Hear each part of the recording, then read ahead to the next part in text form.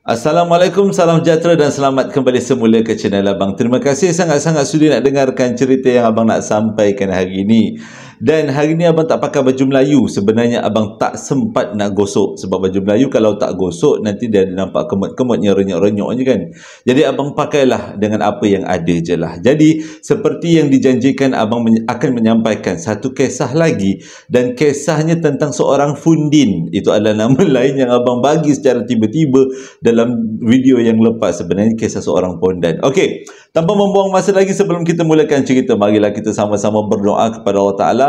Semoga Allah panjangkan umur, murahkan rezeki, berikan kesihatan yang baik untuk kita semua dan permudahkan segala urusan kita dunia dan di akhirat. Semoga Allah memberikan syurga buat mak ayah kita, juga memberikan keamanan untuk kita semua, dan semoga Allah memberikan umur yang diberkati. Jadi tanpa membuang masa lagi, Abang akan mulakan cerita kali ini dengan auzubillahi minasyaitonirrajim. Bismillahirrahmanirrahim.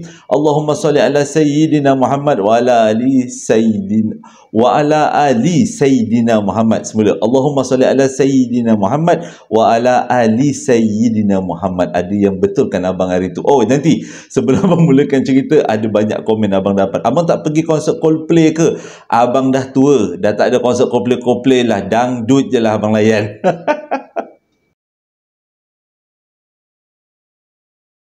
Cerita kali ini disampaikan oleh seseorang lelaki yang dulunya pernah menjadi seorang jantina ketiga ataupun kita panggil seorang pondan. Tapi abang gunakan perkataan Fundin dalam video yang lepas. Abang tersilap, tergigit lidah. Jadi hashtag Fundin hari ni.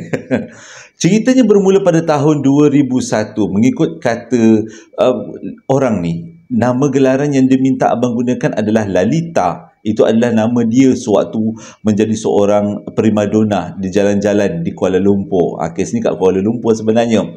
Tapi nama Lalita tu terlalu panjang bagi abang dan abang pendekkan menjadi Lita je lah. Senang untuk abang sampaikan cerita. Berlaku pada tahun 2001. Waktu tu Lita menjadi seorang primadona dekat kawasan Kuala Lumpur. Boleh dikatakan semua orang kenal dengan Lita. Bentuk badan yang cantik dengan suaranya yang lunak merdu seperti suara seorang wanita yang sejati. Ramai orang kalau sekali imbas tak tahu kata Lita yang dia ni adalah seorang lelaki pada asal kejadiannya. Tapi dengan bantuan operation yang dilakukan dekat Thailand dan beberapa lagi touch-up muka yang dia buat, makeup yang tebal, kebanyakan orang anggap dia adalah seorang wanita yang sangat tulus dan sejati. Jadi dia kata pada awal-awal pembebitan dia sebagai seorang jantina ketiga, kita panggilnya jantina ketiga jelas sedap sikit lah kan. Dekat Kuala Lumpur ni agak susah untuk dapatkan pelanggan. Kalau ada pun pelanggan, dia punya bayaran tidaklah terlalu mahal. Kalau anak-anak yang tak faham tentang apa yang abang ceritakan, nanti tanya dengan mak ayah, pelanggan apa, Fundin tu apa. Ni pangkat-pangkat pakcik nak cerita hal-hal macam ni, takut juga kalau tersalah faham.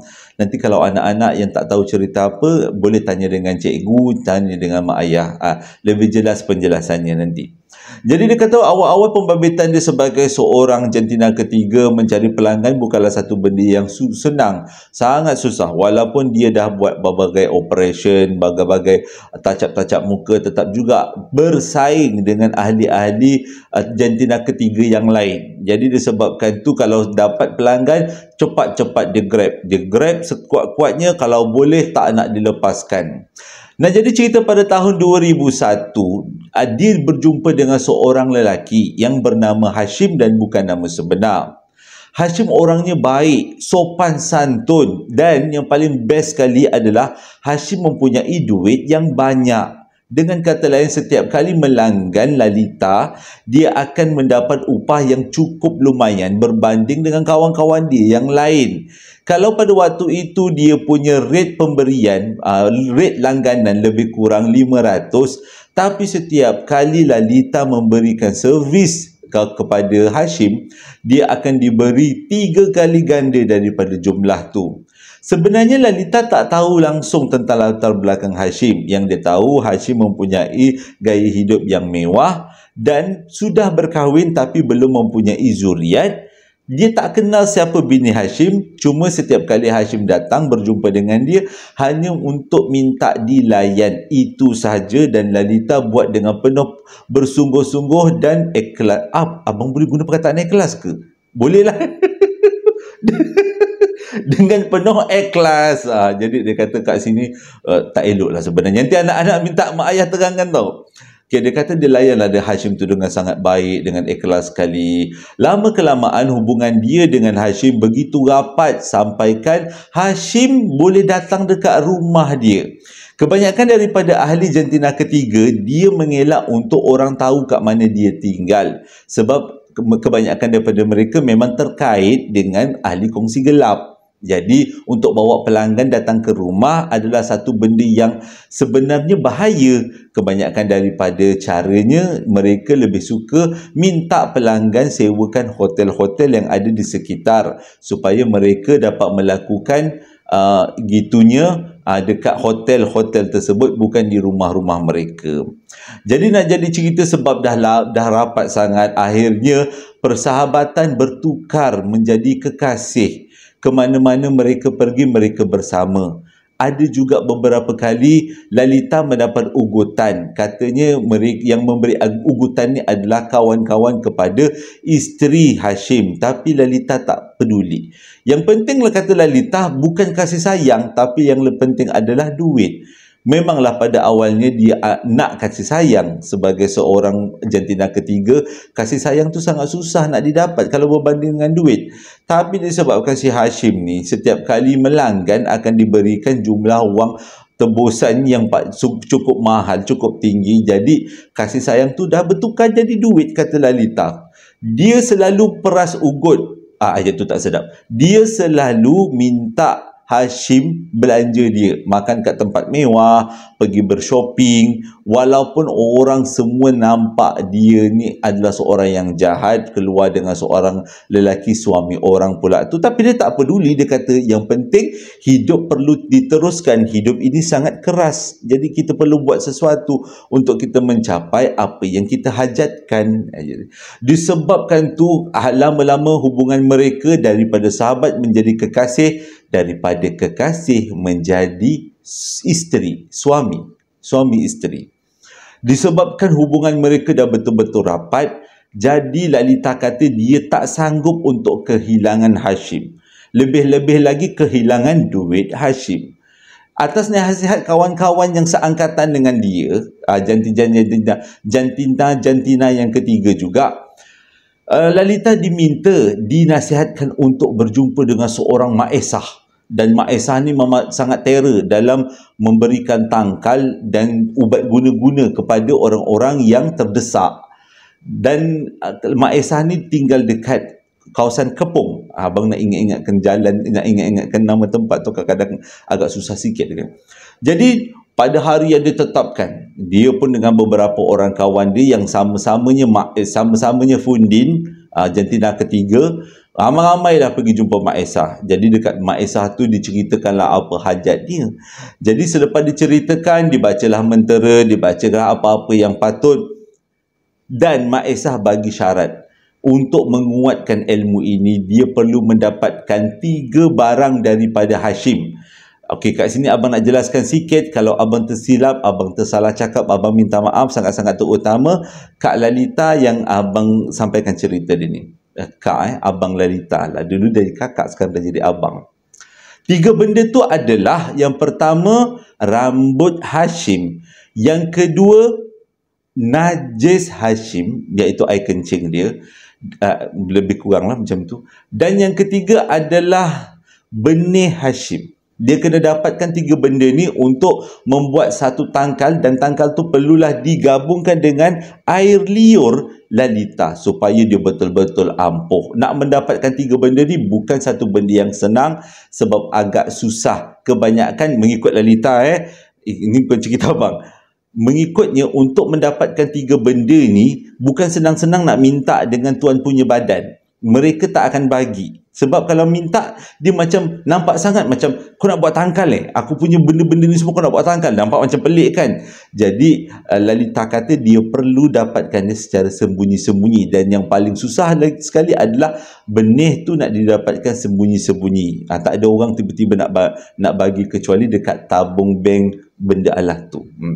Jadi selepas berjaya mendapatkan tiga-tiga, dia berjumpa balik dengan Mak Esa. Mak Esa pun buatlah ramuan, dan ramuan tu perlulah diberi orang yang nak ditangkal tu. Maksudnya Hashim kena minum ramuan-ramuan tu sebanyak 3 kali dalam 3 hari berturut-turut. Susah jugalah kata Lalita, sebab nak suruh dia datang 3 hari berturut-turut tu, sebabnya dia datang selalunya ikut kelapangan dia. Okey, tapi akhirnya dapat juga berdasarkan pujuk rayu, dapatlah. Hashim pun datanglah, dapatlah si Lalita ni bagi minum air jampi hikmat dia kepada Hashim. Sejak daripada tu, Hashim boleh dikatakan seminggu 2 kali pasti ada dalam pelukan Lalita.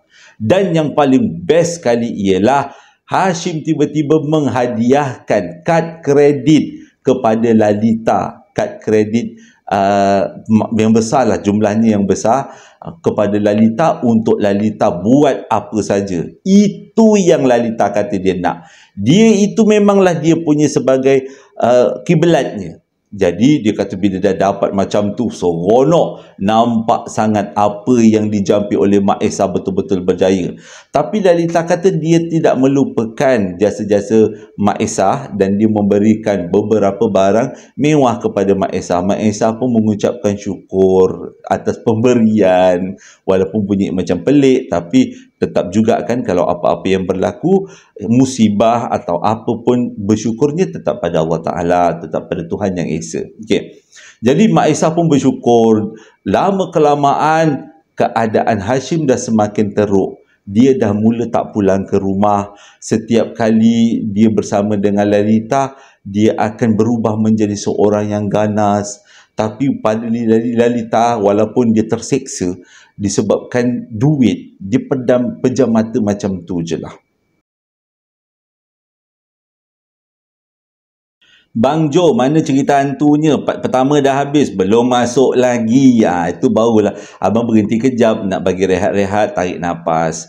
Jadi pada satu hari tu hujan lebat. Pada satu petang tu, tiba-tiba rumahnya dapat ketukan. Rumah Lalita lah dapat ketukan. Yang datang rupanya Hashim. Jadi dia jemputlah Hashim masuk. Hashim pun duduklah dekat sofa. Hujan lebat ni, dia kata malam, petang, lebih kurang macam tu, nak maghrib lah. Jadi hujan lebat, dia ajaklah Hashim duduk. Dia bagilah air. Dia buat air kopi kegemaran Hashim.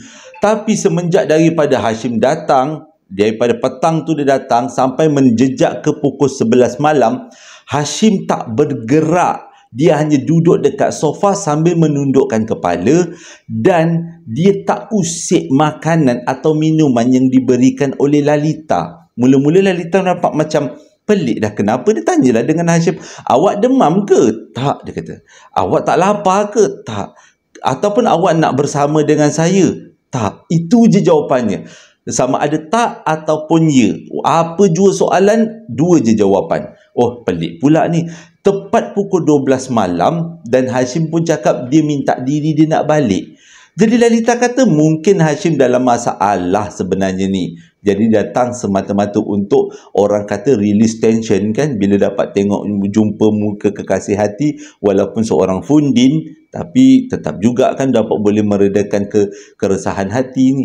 Jadi dia pun baliklah pukul 12, dia pun balik. Waktu tu pelik sangat kata Lalita, sebab tak pernah terjadi sebelum tu.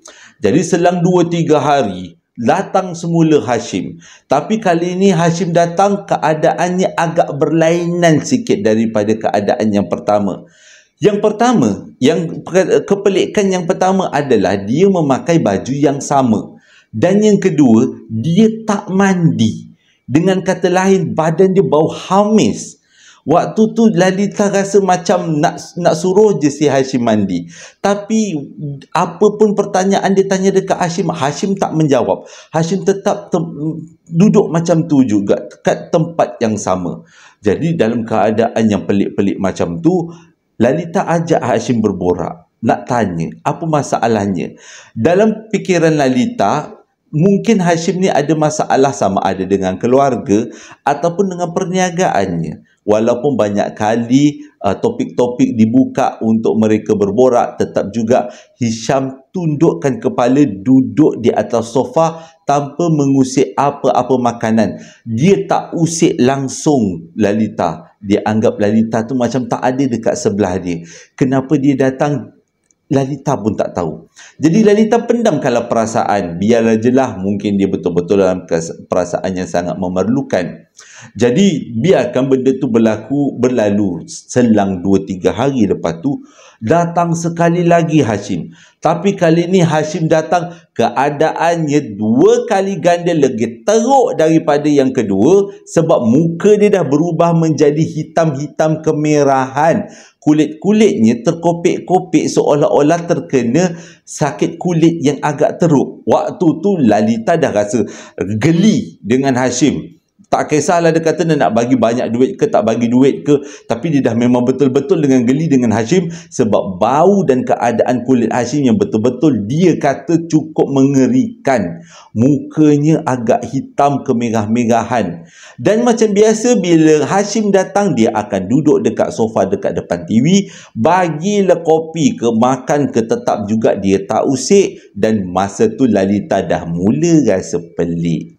Jadi benda tu berlalu sebab sampai pukul 12 malam, Hashim akan pergi daripada rumah Lalita. Dia minta izin.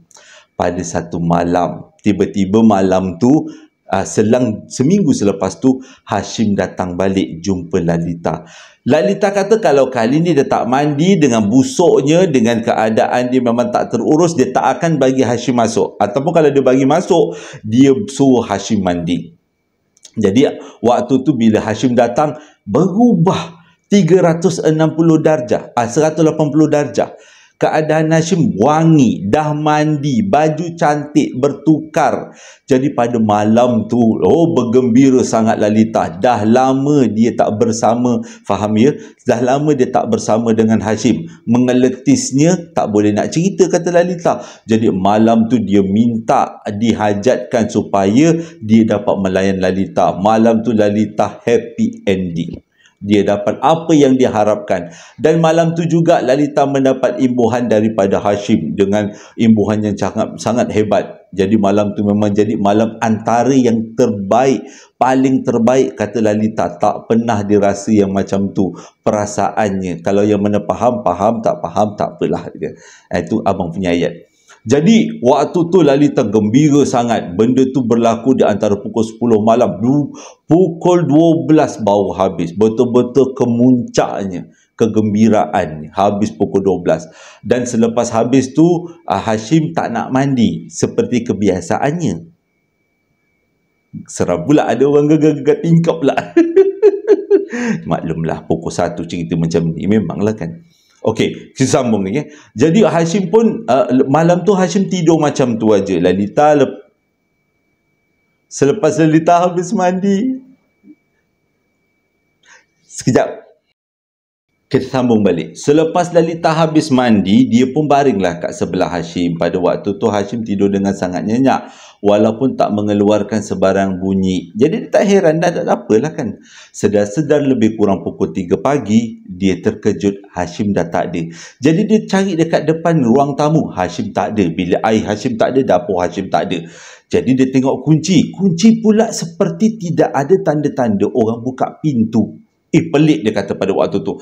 Kenapa pula Hashim macam ni? Tak apalah, dia kata. Dia sambunglah tidur. Itu dia kata mungkinlah Hashim keluar tanpa meninggalkan sebarang kesan. Sebab Hashim pun ada kunci rumah dia juga. Selang 2 malam daripada tu berlaku satu lagi peristiwa yang betul-betul buatkan Lalita rasa macam nak kecut perut, rasa nak pengsan. Sedang-sedang Lalita tidur, tiba-tiba Hashim ada dalam bilik dia. Dia terkejut gila pada waktu tu, macam mana Hashim boleh masuk, waktu mana, gunakan apa. Dia terkejut tiba-tiba dalam keadaan gelap, bunyi ada orang dan tiba-tiba bila dibuka lampu, Hashim ada dekat tepi almari dalam bilik dia. Lalita hampir menjerit dan tanya macam mana Hashim boleh masuk. Hashim hanya tersenyum, tak memberi apa-apa jawapan. Cuma dia kata, jom tidur. Jadi pada malam tu, Lalita melayan Hashim dengan layanan yang sangat ganas, yang menyebabkan Lalita betul-betul rasa terseksa pada malam tu. Jadi dia biarkan aja, tapi waktu tu dia tak rasa enjoy sebab dia fikir macam mana Hashim boleh masuk. Selama ni memang dia sebelum masuk tidur dia dah kunci semua rumah dan dia yakin walaupun Hashim ada kunci, tapi tak mungkin tiba-tiba boleh muncul dalam bilik dia dalam keadaan gelap dan dah siap-siap tak pakai apa-apa. Pelik dia kata. Tapi dalam keadaan macam tu tetap juga dia kata ikutkan nafsu melayan jugalah kan. Habis-habis melayan tu dia tidur lah. Dia tak, Hashim yang tidur. Selepas tu dia tak tidur. Dia baring membelakangkan Hashim. Jadi dia takut juga, dia kata ini Hashim ni betul ke ilmu. Dia takut kalau Hashim ni amalkan ilmu. Dia diam je lah dia kata. Entah macam mana tiba-tiba dia terlelap. Dan dia terlelap tu lebih kurang macam selayang je. Lepas tu bila dia terjaga daripada tidur, sama macam 2 hari sebelumnya, Hashim dah tak ada kat tempat kejadian. Tak ada kat tempat tidur. Dia dah pelik dah. Tak apalah dia kata. Dia diamkan je lah benda tu. Selepas tu, dia dah rasa tak sedap hati dan dia pun esok paginya, dia cerita kalau benda ni pada kawan-kawan dia.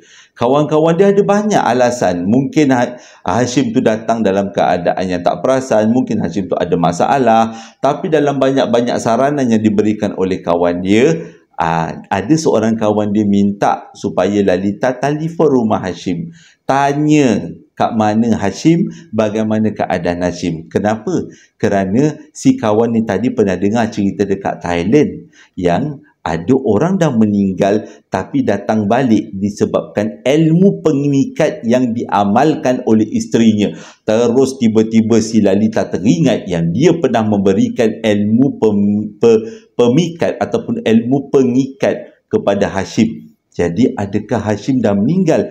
Jadi dia pendamkan perasaan tu. Balik tu dia dah telefon, dia terus telefon. Dia gunakan telefon rumah, dia terus telefon ke rumah keluarga Hashim. Ada seorang perempuan lah, budak lah jawab. Jadi dia tanyalah, hello ni rumah Hashim ke? Rumah Hashim. Boleh saya bercakap dengan Encik Hashim? Dia boleh tukar suara jadi lelaki kan? Ya cik, ada apa cik? Oh saya daripada pihak bank. Maaf cik, dia kata Encik Hashim dah lama meninggal dunia. Dengar je jawapan macam tu, kalau kita kat tempat Lalita, rasa macam nak terburai isi perut kan? Habis yang datang selama-lama ni siapa? Jadi untuk memastikan benda tu betul ke tidak, dia tanyalah bila Cik Hashim meninggal. Oh Cik Hashim dah meninggal lebih kurang 4 bulan yang lepas. Kemalangan cik, dia kata ada kemalangan dialami. Jadi rupanya yang jawab tu dia punya orang gaji. Jadi bila dengar macam tu, Lalita rasa ya Allah, waktu tu baru dia teringat Tuhan, nak minta tolong kat siapa tadi selain daripada Allah Ta'ala. Dah nak baca apa, baca Fatihah pun dah tak ingat. Dia kata nak macam mana ni. Jadi dia diam je lah dengan harapan malam tu tak jadi apa-apa. Tapi sebaliknya, pukul lebih kurang 10 malam, tiba-tiba rumah Lalita menerima ketukan yang memecah kesunyian malam. Bila diselak tingkap, tengok daripada celah langsir, yang datang adalah Hashim. Kalau kita nak jadi apa? Kalau abang memang tak buka pintu. Macam tu juga Lalita. Dia tak buka pintu. Dah menggigil dia dekat dalam rumah. Selepas beberapa ketukan, barulah Hashim sebut, Lalita, ni abang datang. Abang nak jumpa Lalita. Ambil. Main lagi ilmu, kata Lalita. Waktu tu dia dah bertaubat nasuha. Dia dah minta tolong pada Allah. Dia tak tahu nak baca surah apa yang dia kata, ya Allah ya Tuhanku, tolonglah aku jauhkan daripada benda-benda buruk macam ni. Dia ingat Allah sangat-sangat pada waktu tu. Tapi ketukan tu tetap makin kuat. Suara Hashim semakin garau. Tapi tetap juga Lalita tak buka, dan benda tu berlalu selepas beberapa kali ketukan. Malam tu Lalita kata satu rumah dia pasang lampu terang benderang. Dia tak berani tidur dalam keadaan gelap. Takut kalau dalam keadaan gelap, tiba-tiba kalau muncul macam hari tu tepi almari, dia muncul tiba-tiba nak buat benda-benda ngarut. Tak huru-hara. Dah lah dia sebelum ni memang melayan tak apa-apa yang datang tu. Jadi Lalita kata malam tu dia buka lampu, tidur buka lampu, dia carilah apa benda ayat-ayat, apa tu CD-CD Quran. Adalah juga dia kata jumpa CD Quran, kawan dia hadiahkan. Nak kata umur dia nak beli memang tidak lah. Dia kata dia pasanglah CD tu, bergemalah CD tu. Tak pernah-pernah rumah Fundin, dia kata pasang ayat suci Quran. Malam tu pasang, betul-betul dia taubat. Dia takut sangat-sangat. Besok paginya memang dia tak tangguh-tangguh. Dia pergi cari ustaz, dia jumpa ustaz, dia cerita dekat ustaz apa yang berlaku. Ustaz tu pula time tu dia nak bagi, dia nak, ialah bila seorang Fundin datang macam tu, dia teruslah bagi ayat macam ni. Itulah yang pentingnya, kita kena taubat, kita kena ingat Allah Ta'ala. Ini adalah ujian-ujian dan sampai lagi kita nak tolong. Sempat kata Lalita, ustaz tu bagi ceramah agama, dia dalam keadaan takut-takut ni. Jadi ustaz tu kata datang besok, nanti kita buat sesuatu lah. Tak boleh ustaz, tolonglah malam ni datang, nanti dia datang rumah saya ni macam mana lah. Dia kalau dia ketuk pintu, saya tak boleh tidur ustaz. Jadi bila dengar macam tu, ustaz pun kesian jugalah kan dengan keadaannya. Jadi ustaz kata tak apalah, dia kata petang nanti dia akan datang rumah Lalita dengan jemaah dia untuk dibuat upacara pagar rumah supaya untuk mengelakkan daripada benda buruk berlaku. Dan pada masa yang sama, rumah tu memang tak dipagar, tak pernah dipagar, rumah Fundin. Jadi bila ustaz tu sampai, sebelum ustaz tu sampai, kata Lalita dia sempatlah kemas, sorokkan benda-benda yang tak sepatutnya. Ustaz ni pun tahu sebenarnya Lalita ni seorang lelaki wanita jadian kan. Jadi dia pun tak apalah dia. Aduh, rasa macam lain macam memang ni. Jadi dia teruskan je lah. Abang dah boleh. Okey, fokus. Okey. Dia teruskan je lah kemas-kemas, dan ustaz tu datang. Ustaz tu bacalah ayat-ayat ruqyah dekat dalam rumah tu. Tapi ustaz tu tak datang seorang. Kata Lalita mungkin ustaz tu takut kalau datang seorang dia terekamnya oleh Lalita. Lalita kata dia pernah tertis juga, tak adalah nak tekam sebarang orang kan. Jadi lepas buat pagar rumah tu, malam tu Lalita tak berani nak tidur dekat rumah dia. Dia pergi tidur rumah kawan dia. Dan sejak daripada tu berminggu-minggu jugalah dia tidur dekat rumah kawan dia. Dan selepas 2 minggu dia tidur dekat rumah kawan dia, kawan pun dah rimas lah kan, kadang tidur kat rumah kawan lama sangat. Jadi dia pun baliklah dekat rumah dia dengan harapan tak ada lagi. Oi, dia kata tak sempat masuk maghrib, dah dekat pukul 7 lebih, tiba-tiba dia dengar dekat dalam bilik dia. Waktu tu dia ada dekat ruang tamu. Dia dengar dekat dalam bilik dia macam ada tapak kaki orang berjalan, ada macam tapak kaki orang nak pergi mandi, bunyi shower dibuka, macam ada orang mandi dalam bilik tidur dia. Namanya dia nak buka, nak tengok siapa yang ada dalam bilik tidur dia. Memang tidaklah, dia kata, sebab dia dah tahu yang ada dalam bilik dia memang tak ada orang lain, Hashim sajalah. Dan dia tahu itu bukan makhluk alam ni, makhluk pada alam sebelah. Keluar balik daripada rumah, pergi minta tolong dengan ustaz. Wah, ustaz tu pun baguslah. Dia datang, ustaz tu datang. Bila ustaz datang, memang tak nampak apa-apalah. Jadi pada waktu tu dia tanya dengan ustaz, macam mana ustaz nak buat? Saya takut dengan kehidupan macam ni. Ustaz kata macam ni lah, tak payah awak buat apa-apa, cuma pakai elok-elok setiap malam. Lepas bukan setiap malam, sebelum maghrib awak datang ke surau. Jadi selepas isyak saya akan datang ke rumah awak, saya akan tolong awak. Saya dengan jemaah saya akan bacakan ayat suci Quran lah. Sebab dia tahu yang si Lalita ni memang dah tak boleh baca, tak boleh mengaji, tak boleh solat. Jadi dalam masa beberapa hari, diorang ni, jemaah ni memang baguslah, kata Lalita. Dia datang, pergi, ulang balik ke rumah Lalita semata-mata untuk tolong Lalita, untuk buang benda tu supaya benda tu tak ada menempel dekat rumah tu. Jadi ustaz ni pun tahu sebenarnya datang daripada mana, sebab Lalita dah cerita dia mengamalkan ilmu pengikat tu tadi. Jadi ustaz kata, ustaz pun simpatilah. Lama kelamaan dah terbuka dekat hati Lalita tau. Ini dah, kalau aku dah jadi macam ni, dia kata baik aku mengamalkan ajaran yang betul-betul kan. Betul-betul benda tu hindar daripada jiwa dia. Benda tu dah tak datang lagi. Jadi dah lama kelamaan dia pun lama mengaji, belajar solat dengan ustaz tu, dengan jemaah tu. Lama kelamaan kedudukan dia sebagai seorang fundin tu, jantina ketiga makin lama makin hilang, dan dia dah mula pakai baju Melayu balik, pakai lelaki balik. Sebabnya setiap kali dia nak pergi masjid, nak pergi berjemaah, nak pergi minta ustaz datang buat ruqyah kat rumah, tak kala nak pakai skirt pendek, pakai baju kurung, dia bertukar sendiri. Dia kata bukan dia rancang, benda tu bertukar sendiri. Seganlah takkan nak pakai baju dalam pula pergi masjid kan. Tak pakai. Dan lama-lama bila dah tak makan hormon, dia kata keadaan menjadikan dia, peristiwa ni menjadikan dia kembali kepada fitrah dia yang asal.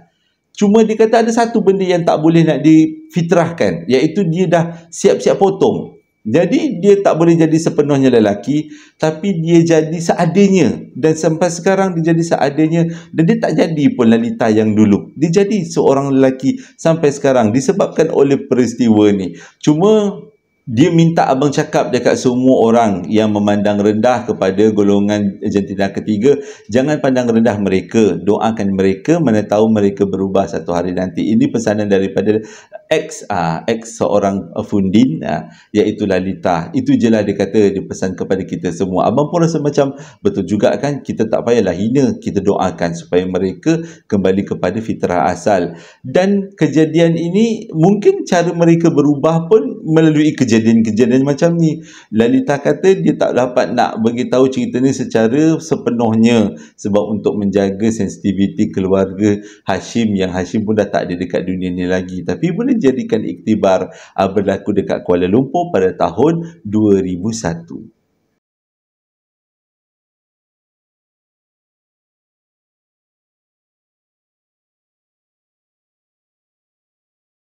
Terima kasih sangat-sangat sudah dengarkan cerita yang abang sampaikan. Harap-harap ceritanya menjadi iktibar dan pengajaran. Jadi macam biasa, sebelum abang tamatkan cerita, ada beberapa ucapan nak abang sampaikan. Ucapan yang pertama datangnya daripada seseorang ahli keluarga JSPL. Nama dia kita gelarkannya sebagai Ayah Ucu. Dia minta kita semua doakan sebab pada 25 hari bulan 11 dia akan menjalani pembedahan untuk membuang ketumbuhan dekat dalam perut. Jadi sama-samalah kita doakan semoga Ayah Ucu dipermudahkan segala urusan dan semoga dia cepat sembuh seperti sedia kala. Amin ya rabbal alamin. Ayah Cu, semangat. Kita sama-sama doa. Jangan risau, akan semuanya kembali kepada asal. Amin.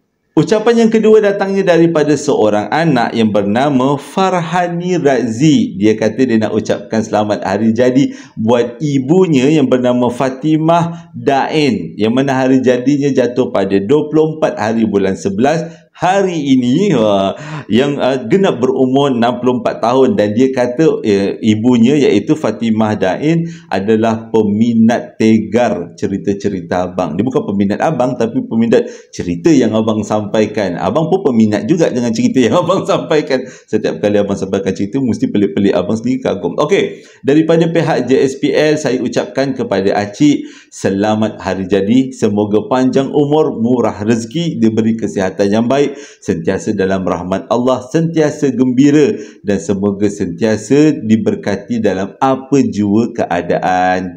Selamat hari jadi buat Acik Fatimah Dain.